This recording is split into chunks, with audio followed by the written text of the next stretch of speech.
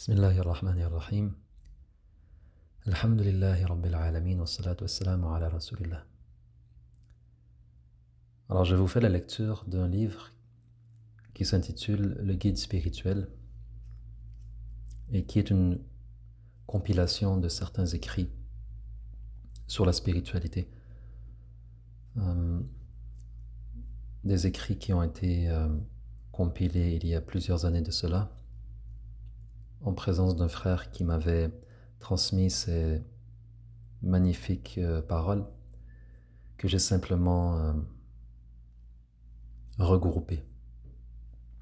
Alors on en fait la lecture afin de rechercher le rappel pour moi-même, mais aussi pour faire profiter toute personne qui prendra le temps de m'écouter.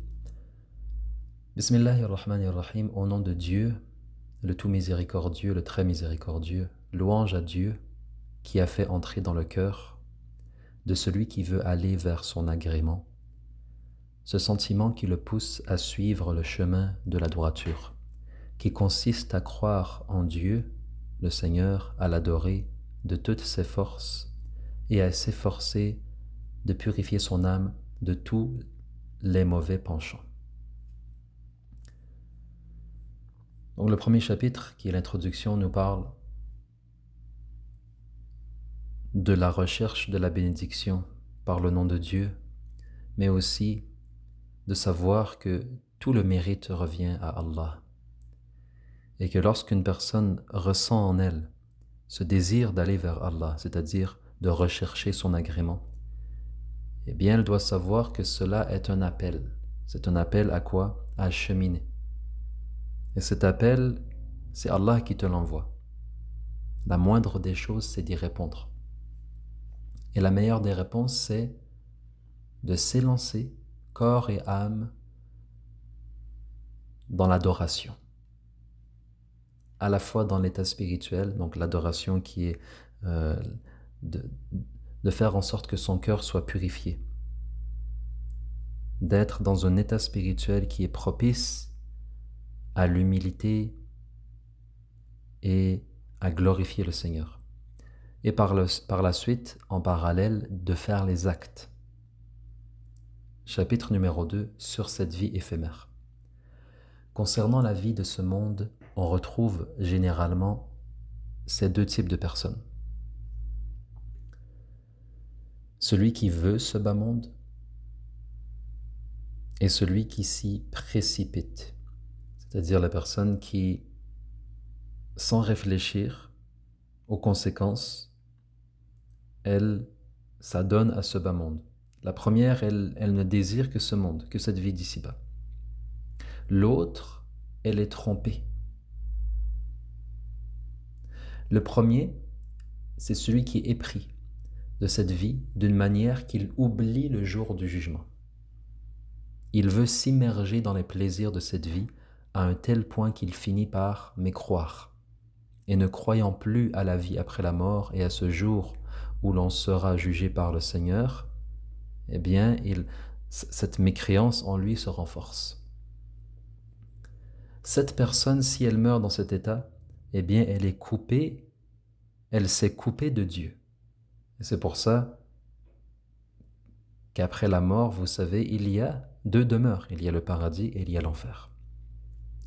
Et il est mentionné dans le Coran que cette personne qui s'est complètement donnée à cette vie, en pensant finalement qu'il n'y a que cette vie et qu'après la mort, il n'y a rien,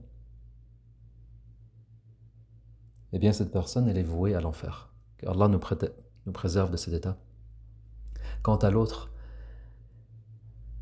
cette personne croit toujours au jour de la rétribution, mais seul le court terme la préoccupe.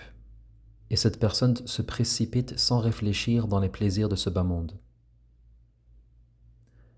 Cette personne est marquée par la perte. Et elle pourrait être envoyée en enfer en tant que transgresseur et insouciant si Dieu ne lui pardonne pas. Se rappeler de cette vie qui nous attend après la mort et du fait qu'on sera immanquablement jugé par un Dieu juste et impartial devrait faire réfléchir le croyant et le rendre droit et devrait amener au repentir le pécheur.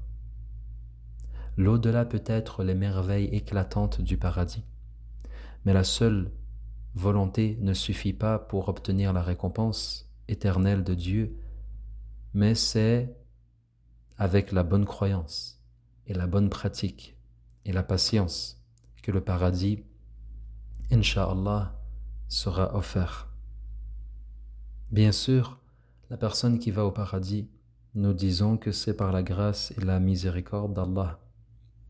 Cependant, il faut savoir qu'une personne qui est destinée à aller au paradis, eh bien cette personne, Allah lui favorisera les actes de bien. Allah favorisera pour cette personne aussi un repentir sincère et la purification de son cœur. Concernant la pratique, tous nos actes n'ont pas de valeur sans une bonne intention. Et l'être humain obtiendra de Dieu selon le contenu de sa poitrine et sera donc jugé en conséquence de cela. Si l'acte est bon et qu'il est accompagné d'une bonne intention, alors la récompense est gagnée. Par contre, si l'acte est mauvais ou que l'intention est mauvaise, aucune récompense possible. Le prophète sallallahu alayhi wa sallam a dit « Certes, les actes ne valent que selon les intentions. Innamal a'malu binniyat » Le prophète nous a indiqué sallallahu alayhi wa sallam que celui qui œuvre pour chercher l'agrément de Dieu dans la pratique, selon la bonne méthode, sa récompense lui sera attribuée par Dieu. Il sera agréé par Dieu et sa demeure sera le paradis. Quant à celui qui cherche autre que l'agrément de Dieu et qui pratique pour autre que lui, qu'il attende donc sa récompense de celui pour qui il a œuvré. Qu'est-ce que ça veut dire ici?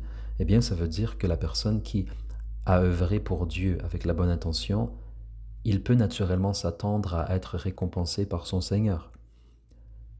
Par contre, une personne qui a œuvré, elle a pratiqué afin de satisfaire un tel ou une telle, afin d'être vue par ce groupe de gens, afin d'être considéré par telle personne.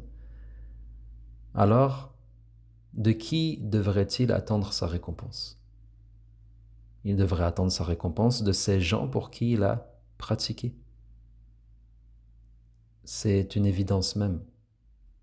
Comment espérer de Dieu la récompense si tu n'as pas œuvré pour lui, si tu n'as pas été sincère pour lui? C'est pour cela la bonne intention est vraiment quelque chose d'extrêmement important. Et Inch'Allah, dans le prochain chapitre, nous parlons de l'éveil.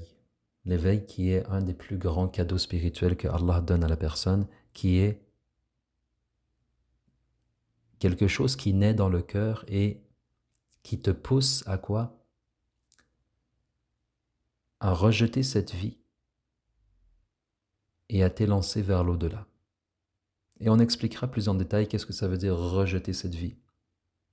On verra que ce n'est pas d'être un ermite dans une montagne, mais tout est dans le cœur. Tout est dans le cœur. Walhamdulillahi Rabbil Alamin. Barakallahu fikum. Wassalamu alaikum wa rahmatullah.